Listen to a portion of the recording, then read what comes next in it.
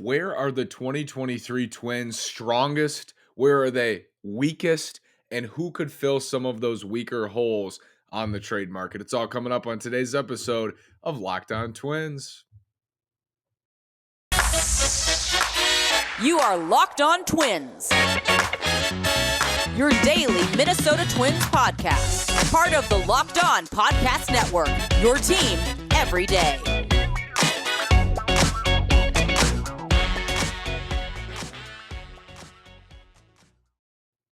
And welcome to the Locked On Minnesota Twins podcast. Today is Sunday, January 15th, and I'm your gracious host, Nash Walker. Thanks for making Locked On Twins your first listen every single day on the Locked On Podcast Network, where it's your team every day. Today's episode is brought to you by Bet Online. Bet Online has you covered this season with more props, odds, and lines than ever before. Bet Online is where the game starts. It's a sad Sunday. I was at US Bank Stadium. Voice is a little bit hoarse from screaming for those Vikings, and they lost. If you're watching on YouTube, I got the purple on.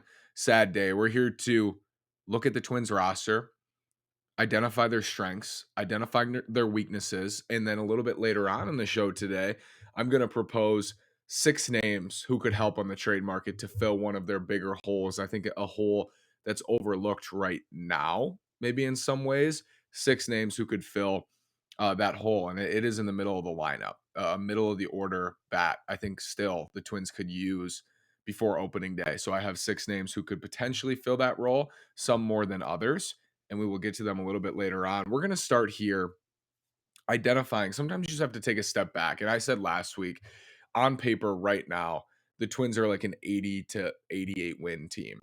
I think they could be anywhere in there. Probably 84 to 86 is like their 50th percentile outcome for 2023 with this current roster. Sometimes it's important to just take a step back and look at where they could get more wins and where they are getting their most wins. And Fangraphs has this super cool tool. You can sort by position, and every team is ranked based on their current depth chart at each position going into the season. So it gives us an idea of where the Twins are at compared to other teams, because it's not about what we think of the Twins, it's how the Twins compare to the other clubs, the other 29 teams. So we're going to look up and down today at every position and identify their strengths, because that's important to know, and identify their weaknesses. We're going to start with catcher. The Twins in wins above replacement. This is sorted by wins above replacement, sorted by team, by depth chart, and playing time is factored into it. The Twins, out of 30 MLB teams, are tied for 15th in projected wins above replacement from their catching quartet. I don't know how many people are going to catch for the Twins this year. I would guess 3 or 4.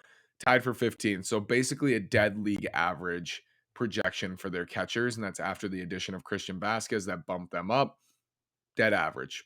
First base, tied for 8th with 2.9 wins above replacement, tied for 8th. So top 10 in baseball and projected wins above replacement at first. Luis Ariz is a big chunk of that. Some others in that as well on the depth chart. Second base, tied for 12th at 3.4 wins above replacement. So a top 15 unit at second, top half of the league. That's Jorge Polanco mostly at second base. At short, they're second now. Second by themselves. Tampa Bay is in first with Wander Franco. Twins are second in projected shortstop WAR after the addition of Carlos Correa, or the return of Carlos Correa. So keep that in mind as we identify strengths here a little bit later on. Third base, they're tied for 11th, so just outside of that top 10. Left field, 24th, and a bulk of that playing time is going to Joey Gallo because Max Kepler is still on the roster. Joey Gallo, not rosy projections for wins above replacement, and they have him playing a lot of left field. 24th, well in the bottom half of the league in left field projected wins above replacement. In center field, tied for 5th. Byron Buxton is a big chunk of that, tied for 5th in center. In right field, tied for 17th. So bottom half of the league in right, bottom half of the league in left. At DH, tied for 12th, just barely in that top half of the league. Of course, the Twins at DH, especially before the universal DH, had the best designated hitter in baseball for 2.5 years in Nelson Cruz. In the rotation, the Twins are 20th out of 30, bottom half in the rotation. In the bullpen, they're tied for 4th in the bullpen. Bulk is part of that too, playing time. The bullpen's going to get more innings they did last year. They're going to get more innings than other teams with a traditional, rotation that goes deeper into games, that doesn't have as many injury question marks. Twins bullpen is tied for 4th. In total, Their pitching staff is projected to produce the 18th most wins above replacement in baseball at 14.1. So just outside of that half, that top half. In batting, wins above replacement, defense, wins above replacement, position players, they are 11th. They're 11th. So just outside of that top 10 with position players. In total, the Twins are projected at 13th in wins above replacement. And I think that shows exactly what I'm articulating, that this is a medium level roster right now, like just in that top half, I would say. That's how I would describe them. And that's what Fangraphs thinks as well. They just are 13th. They're not exactly mid. They're a little bit better than mid, I think, on paper, but there's still so much work to do. And every edition, as we always say, every edition at this point can get you to 11th, 10th, into the top 10. And now you're feeling pretty good about your playoff chances. At 13th, you have a fighter's chance at the playoffs. Absolutely, but you'd like to get that into ninth or 10th before opening day. The strengths of this roster, I love when this just lines up. It makes sense. Like the numbers line up with what we know. The strengths of the roster are at shortstop and in center field with the Twins' two best players in Byron Buxton and Carlos Correa. The upside in the bullpen is a current strength, and the Twins have star projections on their roster. Correa, obviously a star. Buxton has really rosy projections as well because if he plays, we know he's going to provide massive value to the Twins. And Yohan Duran has star projection, star level upside as well as one of the 3 or 5 best relievers in Major League Baseball. Those are the strengths: short, center, bullpen upside this year, and they have star projections. You want to have stars on your roster. You want those 5, 6 win players because it just raises everything, raises the floor, raises the ceiling, and it gives you just a way better starting point. And those are the difference makers late in the season and into the playoffs. Your stars and the Twins, they have star level projections on their roster. Let's look at the weaknesses and how the Twins can address a prominent weakness. If you noticed, the corner outfield spots. And I think it's going to look a lot different on opening day. I'll give you some names who could make sense for the Twins here on the trade market after this word from betonline.net. Betonline.net is your number one source for sports betting info, stats, news, and analysis. Get the latest odds and trends for every professional and amateur league out there, from pro football to college, hoops to NBA, whatever you're looking for. They've got it all at betonline.net. If you love sports podcasts, you can even find those at BetOnline as well. They are always the fastest and the easiest way to get your betting info. Head to the website today or use your mobile device to learn more. BetOnline is where the game starts. Again, you can use this on your phone. You can use it on your desktop, on an iPad, on the TV if you want, on the Safari, on the TV. BetOnline.net is just a great platform in whatever you desire, whatever you prefer. BetOnline.net has you covered. BetOnline.net, head over there. They have you covered. Sports betting info, stats, news, and analysis. They even have sports podcasts now, and it's all there. BetOnline is where the game starts. Thanks again for making Locked On Twins your first listen every day. Locked On MLB Prospects, make that your next listen with host Lindsey Crosby. He's a prospect encyclopedia going deep on the MLB stars of tomorrow. It's free and available wherever you get your podcast. So the strengths of this roster: shortstop, center field projections going into 2023, the upside with the bullpen, and they have a more top-heavy roster, certainly with Correa back, a more top-heavy roster with hopeful depth, but you have a lot of injury questions, certainly, on both sides, the pitching side and the position player side. So where are the weaknesses? I think it would surprise people because over the last couple of years, when we looked at the Twins farm system and you even looked at the Twins, their run producers, their 36 home runs with Max Kepler was in the corners. Eddie Rosario hit cleanup for this team. And I think the perception is, for a long time, the Twins have been set in the outfield for a while, and the outfield has been a strength for the Twins for years. Like Rosario, Buxton, Kepler, that was the outfield, and it was seen as set and pretty strong. Unfortunately, Kepler could not maintain his production from 2019. Eddie is no longer with the club, of course, and Byron's still out there in center, and he has a great projection. But what's left in the corners is the 24th highest fWAR projection in left and tied for 17th in right. And the Twins signed Joey Gallo. They can't get rid of Joey Gallo. He's going to play, and his projections are not rosy at all. He's going to play. But what you can do here is you can absolutely add. You can absolutely make the corners better in the outfield. And I would say right now, the Twins position player side to be 11th in wins above replacement going into 2023 for a projection, that's about right. Like they have a solid offense. It looks like it's going to be a good lineup that scores runs. And if they're able to stay healthy, could be really dangerous. But you can make this even deeper. You can make it even better. And I think the easiest way to do that is in one of the corner outfield spots. And here's how you do it. Max Kepler, you trade. Joey Gallo becomes your right fielder, at least for the first half of the season. And that's a key factor in this too. If they were to go out and trade, and I think they should, and honestly, I would not be shocked or surprised at all if they do, because I hope that this is something that's considered along with starting pitching ads. If they do add a corner outfielder via trade, if Gallo's struggling, he just your corner outfielder you acquired just takes that spot, and left field goes to Larnick, Kirilloff, Nick Gordon. But right now, when Kepler is traded, or if and when Kepler is traded, if Gallo's your everyday right fielder and you don't have anybody you acquire, if Gallo's terrible and you have to cut Gallo, then you're putting like Nick Gordon in right, and then Kirilloff's in left, and all of a sudden you're relying on guys, Kirilloff and Larnick namely, who were hurt for a lot of the last couple of years. And that's how the Twins get in their trouble spots when you look at the lineup and it's Jake Cave hitting fifth. That's how that happens.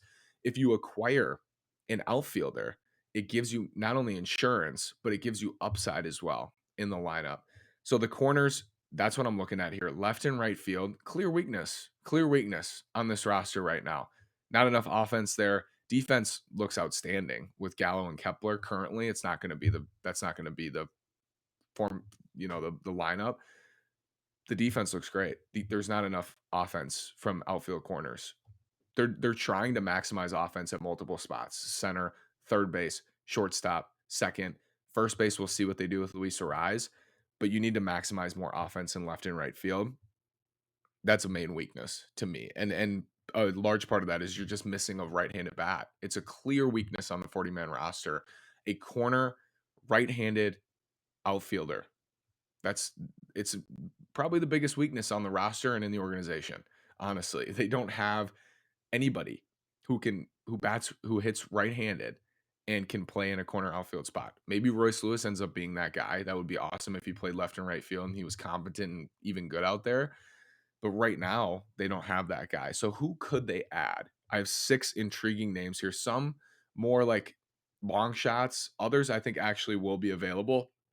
But of course, the better they are, usually the less available they are. But I think I found a middle ground with somebody I really, really like on the trade market that's coming up after this word from Built Bar. If you're looking for a delicious treat, but you don't want all the fat and calories, you got to try a Built Bar. We just got through the holidays. I know my goal is to eat a little bit healthier this year. If you're like me, where you want to eat healthier, but don't want to compromise taste, then man, I've got just the thing for you. You got to try Built. With Built, healthy is actually tasty. Seriously, they're so delicious. You won't even think they're good for you, but they are perfect for your New Year's resolution. What makes Built Bar so good? Well, for starters, they're all covered in 100% real chocolate. That's right, real chocolate. And they come in unbelievable flavors like churro, peanut butter brownie, and coconut almond. And now you don't have to wait around to get a box. For years, we've been talking about ordering your Built bars at built.com.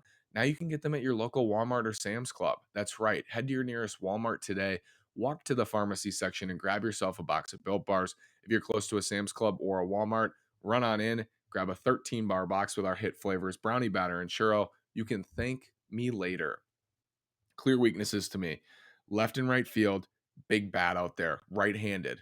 It's been I wish I had a button every time I said it this offseason. Right-handed corner outfielder. Right-handed corner outfielder. Apparently the Twins have kicked the tires on Adam Duvall per Darren Wolfson. Intriguing. These guys are more intriguing to me, or at least a handful of these 6. So who could the Twins potentially trade for here to fill that huge vacancy in a corner outfield spot? Now that Kyle Garlick also DFA'd, we'll see if he remains in the organization. He's not on the 40-man roster, so they legitimately have no bats they can rely on from the right side in the corners out there. Number 1, Ramon Laureano. He's a name we've tossed around. I know my buddy Cody Perkle from Twins Daily tweeted about him not long ago. For those who don't know, 28-year-old Oakland Athletic. Things I like about him: he can play center. He's listed as a center fielder. He can play center in a pinch. We always like that. 790 career OPS against left-handed pitching, and he's under team control through 2026. That's 4 seasons.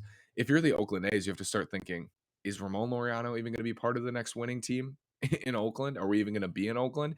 The flip side of that is Laureano's coming off of a really brutal year, shortened bad season where he didn't really hit. But prior to that, has a really nice track record. He got suspended for PEDs or for substance, something along those lines. I don't know if that had anything to do with it, but he has a good track record. 790 career OPS, center fielder, control through 2026. That's 4 seasons. Ramon Laureano is somebody to monitor as a fourth outfielder. I think he could, and he could start. He could start if Gallo is not good or if somebody goes down. Laureano can start every day against righties and lefties, but especially against lefties. 790 career OPS. Tampa, we always got to keep an eye on Tampa. And I keep wondering, like, who's going to be the team to trade? Like, Miami's going to trade. Who's going to be the team to trade bats? We just don't know. And I think Tampa is always a sleeper. Never forget. And even if you think they're not going to trade somebody, I wouldn't rule it out. And I have Manuel Margot. I have 2 Rays out of these 6 on this list. Manuel Margot, 28 years old, big time splits, very good against lefties in his career, 113 weighted runs created plus. That's 100 is league average, so 13% better against lefties, 20% worse than league average against righties, though, at an 80 weighted runs created plus. So you would fear if somebody got hurt and Margot has to start every day against righties and lefties. That's not an ideal situation. An ideal situation is he's a platoon fourth outfielder. He's a good outfielder, strong defender. You have control through 2024. He's going to make $7 million this year, and he's going to make $10 million next year. And then there's a buyout mutual option in 2025, but those are almost never exercised. Manuel Margot, good outfielder, right-handed. I like him in Tampa. I think this one's my favorite. Maybe. I mean, I got a couple I've really liked. My final 4 I've really, really liked. Laureano and Margot, interesting, probably more viable.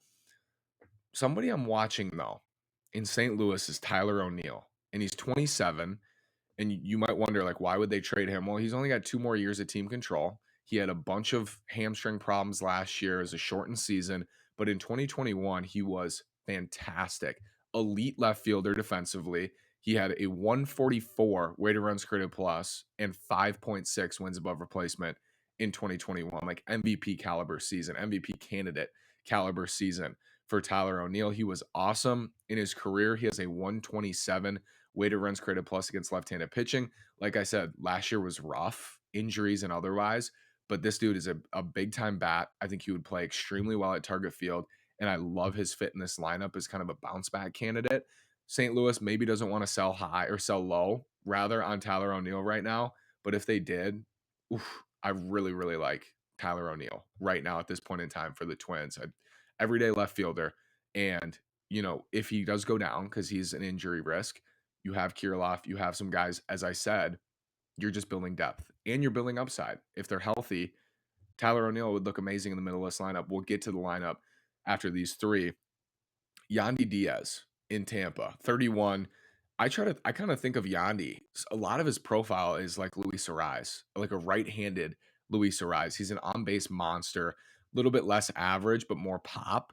And he can play third or the outfield like Ariz. He can play. He was atrocious at third base last year. And Louis was atrocious at third base in 2021. They just stopped playing him there in 2022 at the beginning of the season. Just they were done.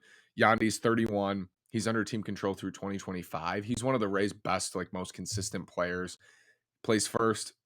You can play him at first every day, and he gets on. Monster on base guy, close to 400, if not at 400 on a yearly basis in on base percentage. Clearly top 4 hitter in a lineup. He could even lead off for you. He's probably the least likely to get moved out of all these 6, but it's Tampa. So how could I even say that? You never know with Tampa.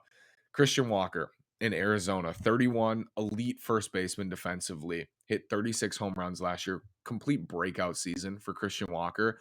Over 4 wins above replacement. He's a free agent in 2025, so you got 3 seasons on him. First base, D-backs. I think the D-backs are trying to win. I think the D-backs are trying to make a wild card spot this year and next year. So unlikely to move Christian Walker, but they're still at a point Like the Orioles last year with Jorge Lopez, it's kind of a similar situation. Yes, they're like in playoff positioning, but they're still in this window where they understand like it's not starting yet.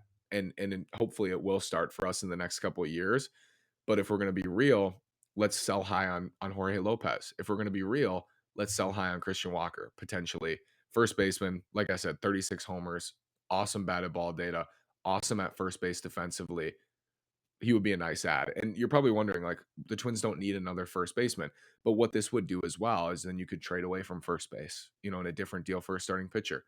Doesn't have to be Luis Arise. You could trade away then somebody else, Kirilloff. If you're able to bring back a frontline starter, those potential possibilities become real because you added somebody else who can play first base or a corner outfield spot. Makes everybody else more expendable. Yandy Diaz, like I said, team control through 2025, 3 seasons, arbitration. Really like him on base, just machine. If you had a rise then Yandy 1-2 and then Correa and Buxton, you have 380 on base percentage, 380 on base percentage, Carlos Correa, Byron Buxton, Jorge Polanco driving in those runs all day long. Just beautiful. Just beautiful possibility there. And then Christian Walker is just the power. Like clean up fifth, right in the middle of your order, hitting for power. The last guy I picked here is kind of a personal pick because he's been on my fantasy team, so I like follow him closely, and he'll go on these runs where he's just insane. Ryan Mountcastle in Baltimore. I think he's part of their future. I think they view him as part of their future. But as I said, with Jorge Lopez last year, it looked like he was going to be their closer for the next 3 years. He had 2.5 years of team control, and they traded him. They could trade Ryan Mountcastle, even though he's under team control through 2027. That's 5 seasons. But if they felt like they got a good enough offer, I think they would do it. Who is Ryan Mountcastle? 25-year-old first baseman, solid first baseman, huge power, like elite batted ball data, just destroys the ball. Again, another guy I think would play well at Target Field and maybe away from that expanded wall in Camden at this point for right-handed hitters. Swing and miss, he chases, he's susceptible to velocity and sliders and not a perfect hitter by any means, but ginormous power. He has 40 home run power legitimately. And his batted ball data last year says that he was pretty unlucky. And I think a big part of that is the stadium, the wall moving back. Like he crushed the ball last year and the numbers just didn't line up. And even then, like he had a nice season. Ryan Mountcastle overall on the year had a 106 weighted runs created plus, hit 250, nearly two wins above replacement. I think he's a nice. If you acquired Ryan Mountcastle, like he's on your he's part of your future. He's part of your future core because he's under team control for the next 5 seasons. Among these six, the one who intrigues me the most is Tyler O'Neill. And I think because he's shown the upside, and I'm not saying any of these guys can't be 4, 5, 6 win players. Tyler O'Neill was that just 2 years ago in 2021, and he's 27. So also probably the least likely because the Cardinals are winning. This not something I think they would do right now. But all six of these, I would not be surprised if any of these players were on the Twins on opening day because they fit a Twins weakness, a clear Twins weakness, which is right-handed power. 3 of them are in the outfield in a corner. Even if you acquired a first baseman, that's fine.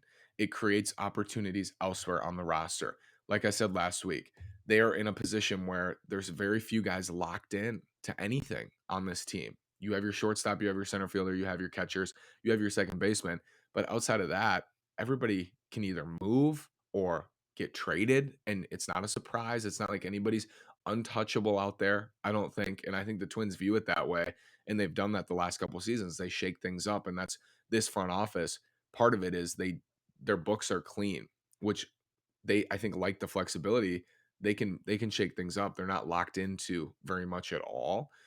So they can move whoever they want if they were to acquire one of these six guys to play a position that uproots somebody more likely at first base. Because if you acquired one of the outfielders, you can just keep the current roster and be fine. Consider this lineup for 1 second. I really like this. This is right now. We're looking at the same first four that were the first four last year, which is Arise, Correa, Buxton, Polanco, 1 through 4. What if you had Tyler O'Neill hitting fifth, or Ryan Mountcastle hitting fifth, or Christian Walker hitting fifth, or Yandy Diaz hitting fifth, or Ramon Laureano hitting fifth? It's most exciting like with O'Neill, and then Kirilloff 6 playing first, Miranda 7, Joey Gallo 8, Christian Vasquez 9. So you have Louis leading off at DH, Correa short, Buxton in center, Polanco playing second, Tyler O'Neill playing left, an elite left field defender. First base is Kirilloff, third base is Miranda, right field is Gallo, catcher is Vasquez. It's a really nice lineup. And defensively, you got a lot better. You got better because O'Neill is truly an elite left fielder. Vasquez is a good defensive catcher, better than Gary Sanchez, certainly, better reputation. And Joey Gallo is an elite right fielder. So your outfield would be O'Neill, Buxton, Gallo. Like it's hard to have a better configuration than that defensively. And there's offensive upside, certainly in the power department, like 30 home run power at every single spot, 40 home run power in right field with Joey Gallo. Even though I'm not hip on the Gallo thing. I'm just saying like the upside there is interesting. And then you have Correa back at short and you have Vasquez, as I said, defensively behind the plate. So it's all speculative, but it's interesting. And I thank you so much for listening. I'm sorry about the Vikes pitchers and catchers report, I believe, in 29 days. So let's look forward to that. Thanks for making Locked On Twins your first listen every day. Now make your second listen Locked On MLB Prospects. Host Lindsey Crosby is a prospect encyclopedia going deep on the MLB stars of tomorrow. It's free and available wherever you get your podcasts. Thanks so much for listening. Have a great day and go Twins.